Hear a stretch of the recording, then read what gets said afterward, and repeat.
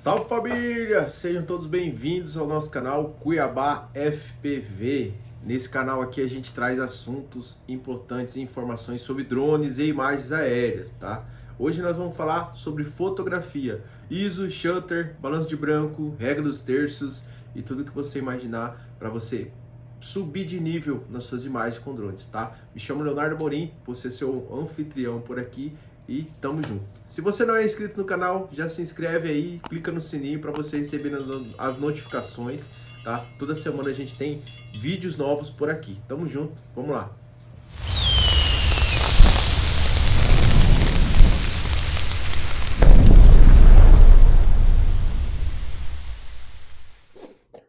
Salve família, então vamos lá. Nesse módulo aqui, como eu disse, nós vamos falar sobre fotografia. Então, nós iremos aprender um pouco aí tudo necessário para se fazer imagens incríveis com drones. Afinal, drones são nada mais, nada menos que câmeras que voam. Regra dos terços, abertura, shutter, ISO, balanço de branco. Tá, vamos começar por aqui a regra dos terços, tá? Acredito que vocês estejam vendo aí o cursorzinho do mouse. Então, essa aqui, ó, é as linhas de grade do drone. Então, as linhas de grade não estão aqui de bobeira, tá? Além de elas servirem para a gente se referenciar em relações a objetos de aproximação e coisas e tal, que eu uso muito para isso, ela também serve como regra dos terços, ou seja, ela é dividida em três, tanto parte na horizontal como na vertical. Então, aqui basicamente é o que? Como se utilizar a regra do terço de forma correta. Então vejam que aqui a ideia que o fotógrafo quis passar é o quê? Um terço é a parte aqui do solo, né? E dois terços é a parte que ele quis frisar mais aqui, ó, que ele quis dar ênfase na fotografia aqui na parte do pôr do sol, as nuvens, a montanha. Então a nossa visão sempre vai é, procurar aqui na parte dos dois terços, tá? Isso a regra vale ao contrário também. E aqui vocês vejam que ele enquadrou tanto o sol como a árvorezinha nos dois terços do lado esquerdo da imagem, tá?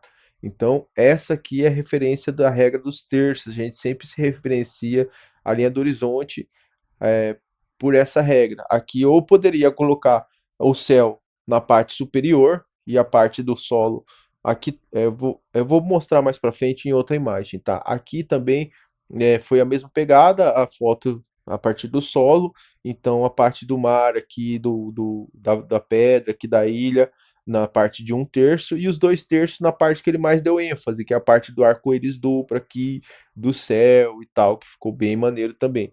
Essa aqui é a outra foto que já é mais diferente, que é o que eu mais uso pro drone é isso, tá? A parte do céu, eu nunca dou muita ênfase, a não ser que esteja um céu muito top, mas a parte do céu a gente sempre usa um terço aqui da parte da câmera, e a parte de baixo, que é a parte onde a gente mais dá ênfase, é aqui, o reflexozão que ficou bonito nessa foto. Ficou linda a imagem. Aqui também, vocês vejam que ele enquadrou o foco principal nesses dois quadros aqui, nos dois terços, tá? E a parte principal de baixo nesses dois terços daqui, tá? Então, basicamente, essa é a regra dos terços. Aqui, novamente, vejam que ele dividiu aqui a parte que menos dá ênfase é a parte do solo, só um terço. A parte que mais dá ênfase é a parte do farol, os dois terços superiores e os dois terços aqui do lado direito, tá? Aqui a mesma coisa, aqui ele utilizou somente um terço na lateral direita, tá? A linha do horizonte está cortando aqui, ó, um terço para baixo, e a parte que ele mais deu ênfase é a parte do céu aqui, das nuvens e tal.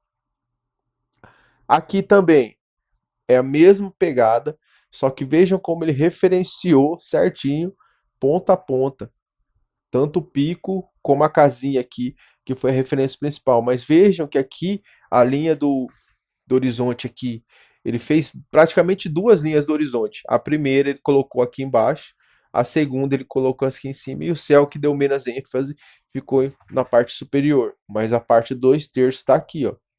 Só que ele dividiu em duas, tá? Aqui é uma foto de drone em 45 graus, a mesma coisa. Veja como ele divide certinho a areia aqui, onde quebra as ondas, a parte do mar. Ele deu mais ênfase a essa água verde, linda, maravilhosa, e a parte da areia ele deu menos ênfase aqui. Então, basicamente, essa é a regra dos terços. A gente não pode querer enquadrar todo o objeto certinho no meio da tela. Não é o correto isso. Então, a gente tem que ter essa noção de enquadramento, tá?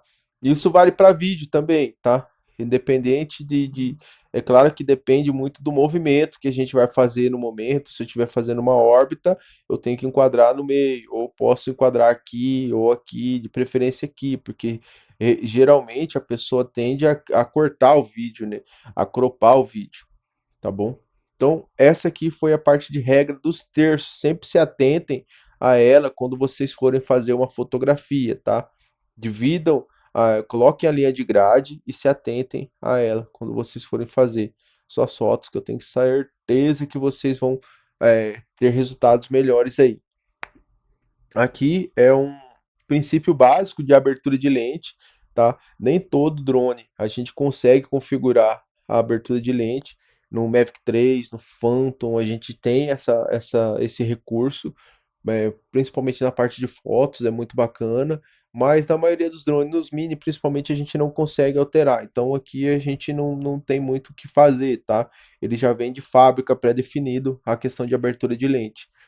Tá. Basicamente seria uma questão de fundo desfocado, profundidade e tal, e abertura e entrada de luz, tá? E aqui, Shutter Speed. Aqui é um recurso que eu gosto bastante de utilizar. Então aqui o Shutter Speed é um recurso que eu utilizo bastante. Então vocês vejam aqui, Shutter Speed é o tempo que o diafragma da lente fica aberto, expondo o sensor à luz. Ou seja, a gente consegue regular a velocidade do shutter speed. O shutter é a velocidade que o sensor vai fechar e fazer a captação da imagem, tá?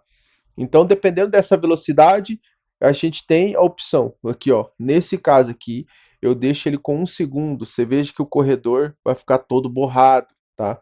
Então, em algumas ocasiões é bacana a gente ter esse efeito aqui borrado, tá? Então, quanto maior velocidade do shooter, as imagens em movimento se apresentam como borrões, ou seja, aqui tá quanto menor a velocidade, é o correto, tá? Quanto maior o número do shutter, ela vai ficar com borrão. Aqui tá como 1 segundo, aqui tá com 1 dividido por 8.000, então é muito rápido. 1 dividido por 160, 1,30, então é muito rápido. A gente não consigo nem imaginar a velocidade desse shutter, é muito rápido. E aqui já está com 1 segundo, no Mini 3, Mini 4 a gente consegue deixar até 2 segundos, em alguns drones a gente consegue deixar até 4 segundos, tá? Então, quanto menos luz, quanto mais rápido menos luz. Então, ele congela, tipo, se for um carro em movimento, ele vai ficar a imagem congelada. Então, se eu deixar maior, o carro só vai aparecer o borrão, a pessoa só vai aparecer o borrão, tá? Mas em muitos casos aqui se faz necessário o uso de filtro ND, mesmo à noite, porque quando a gente deixa o sensor muito tempo aberto, ela tende a ficar aquela foto estourada, aquela foto super exposta. Então a gente tem que utilizar um filtro ND para o sensor aguentar toda essa captação de luz e não ficar estourado. Aqui mais uma vez, aqui está em meio segundo, tá? E aqui é o resultado de algumas fotos que eu fiz para vocês terem noção. Aqui eu tava com 2 segundos de exposição. Isso aqui são carros, gente. Olha que top que fica. Eu tava usando um filtro ND16 da Freewell, nesse caso aqui, e eu coloquei o ISO em 200 e a foto com 2 segundos, o shutter com 2 segundos. Olha que foto top que saiu. Olha essa obra de arte, gente. É claro que eu dei uma editada, né? Botei uma corzinha e tal, mas eu achei o resultado muito gratificante, tá? Então, essa é a questão do shutter, tá, gente?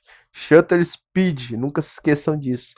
E o ISO, né, que é a sensibilidade do sensor à luz, ou seja, quanto mais sensível, mais o mecanismo da câmera se esforça para captar informações, aumentando o ISO em ambiente mais escuro, porque a câmera precisa de uma força extra para enxergar melhor.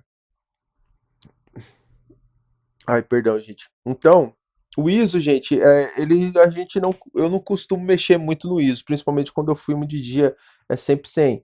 De noite, cara, a gente não tem condições, a gente tem que aumentar um pouquinho. Eu não passo de 800, porque senão a imagem fica muito ruim, não dá pra usar, não fica uma boa qualidade, tá? Então, dependendo do drone, o Mini 4 ele já tem o modo noturno, o Air 3 já tem o modo noturno, o Mini 4, então ele já tem uma qualidade maior à noite, tá? Eu tenho até um vídeo aqui, deixa eu ver se eu tenho ainda, para mostrar para vocês da qualidade do vídeo à noite. Mas na maioria dos equipamentos não é bom filmar à noite, eles vão ficar uma imagem muito ruim e não dá para ser utilizada. O ISO padrão, gente, sempre 100, tá?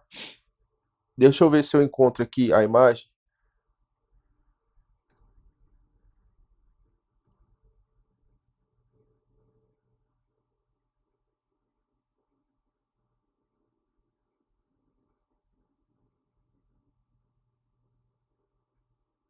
Eu não vou achar.